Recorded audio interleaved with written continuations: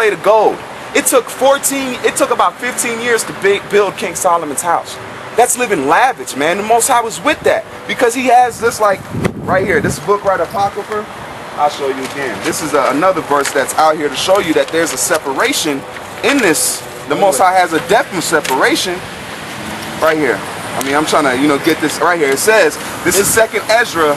This book was not included in the Bible, because in 316 AD, Emperor Constantine did not kind of cut some stuff out. And Apocrypha means hidden books.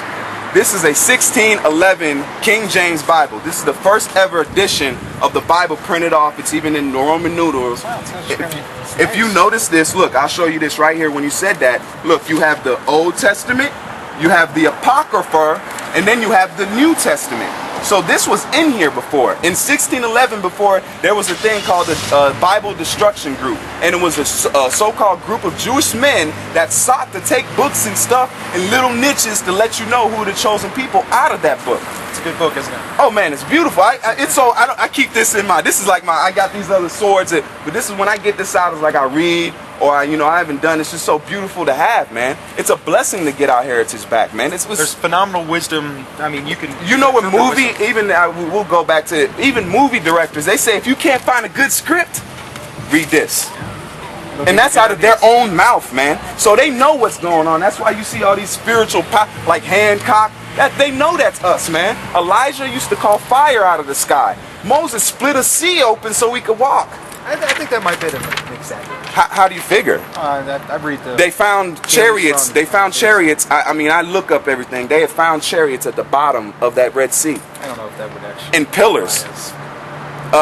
Okay, if it wasn't. Well, that's what. Let me read this. 2nd Ezra. I read this one because it's more easier to see the numbers and stuff. That's why I have this version. And it says, after these, Adam also whom thou madest Lord over all thy creatures. Adam and Eve, he made Lord over all his creatures.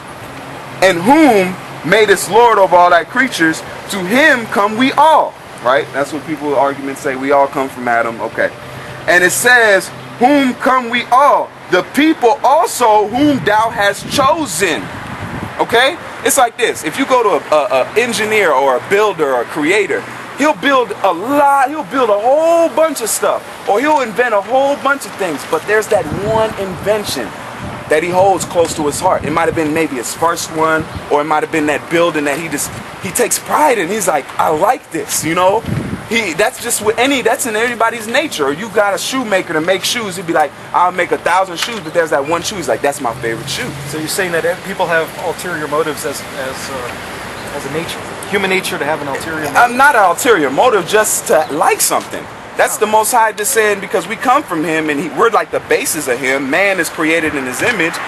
But this is how you're saying that he has a special people. And that's why it goes on and says, and him come we all, and the people also whom thou hast chosen. All this have I spoken before thee, O Lord, because thou madest the world for our sakes. As for the other people, this is why they didn't want this book being so widely read. Also, it says, as for the other people which also come of Adam, thou hast said that they are nothing, but like unto spittle. Spit. It says, like unto spittle, and hath likened the abundance of them unto a drop that falleth out of a vessel. And when it says a drop that falleth out of, but you got a big bucket, right? You done construction before. That's all my life I've done. I've done hard manual labor. I've done the hardest you can imagine, from tiling to roofing. I've done it all. When you carrying a bucket, right? If you're going to carry 2 buckets, right, and that little bit of drop falls out of that bucket, do you trip off that? Because you got 2 big buckets right here. You're like, okay, forget that drop. That's what they're pretty much saying like that. He says, as for the other people which also come of Adam, thou hast said that they are nothing, but like unto spittle, and has likened the abundance of them. That's why in the second Revelation he's going to come back and he's going to destroy the majority of people that don't want to come back to this understanding. Okay, that's your own understanding. And it says, has likened the abundance of them unto a drop that falleth out of a vessel. And now, O Lord, behold, these heathens which you have ever been reputed as nothing, have begun to be lords over us. And who's lords over us now, man? Every heathen in the book. These people on this sign don't even know who they are. Their heritage is not even, they don't even have they think they're black. They think they're Mexican. They think they're Puerto Rican.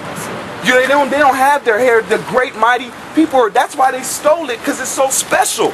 I don't know if it really breaks down this way. I think this is You just have to do your own research, It's man. speculation. Because you know why? I wouldn't put this sign together if there wasn't research. You can see my highlights, man. All I do, I'm a scholar with this book, man. but it just doesn't equal. It doesn't. How do there's you no way. figure it doesn't equal? Because we mix.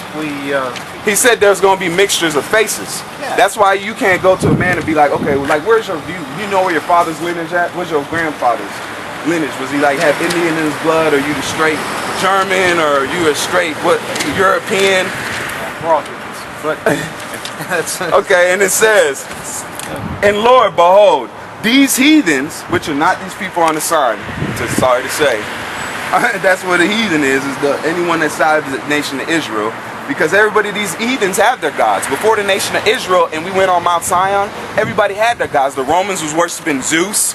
They were worshiping Apollyon. They were worshiping, the Egyptians was worshiping Tammuz. They were worshiping the so-called Queen of Heaven, where you have now with the Mary and all that kind of stuff. I cannot agree with you more, and I really think that your passion in this is something that is lost with everyone else. That guy has no passion. That guy in the car, that guy. Yeah, that's... You've got passion, and you know what? That makes you an incredibly unique person in life. That we lack passion. I love your passion, and I am, and always shall be, your friend because of your passion. Thanks. I mean, this is this is love, man. Because those pastors don't come out here. You can't go to a man that's lost because he ain't gonna go to your building. He's not gonna come to your so-called church and hand you some money and say, no, he's out here. That's why those prophets were out here. Jesus walked the place and went to his lost sheep. And he said to his prophets when he died, if you love me, feed my sheep. That's why he said to Peter, I think it was 3 times. He's like, Peter, do you love me? Peter's like, yes, Lord. Then feed my sheep. And he said to him again, Peter, do you love me? Peter looked at him, he's like, yeah, Lord, I love you. Feed my sheep. And again, he said, Peter, do you love me? And Peter's like, Lord, what do you mean, Daddy? He said, if you love me then, and you have a passion, you say you believe in me, you are going to feed my sheep. You're going to learn this information, and you're going to know who you are, and then you're going to go out, and you're going to feed them, no matter what, man. I'm out here in the cold. I'm out here. This is like, it's getting warm. I'm happy with this. That's why I'm out here shivering. I got my hood. I'm out here, with the book in my hand, but I'm out here. It's love, because you know what? That's why he said, when he comes back, we're gonna be heirs with him. We're gonna be heirs in the kingdom. He's gonna give the keys to the kingdom to these people, man. I'm more concerned about living than I am about. Oh, you want to live in a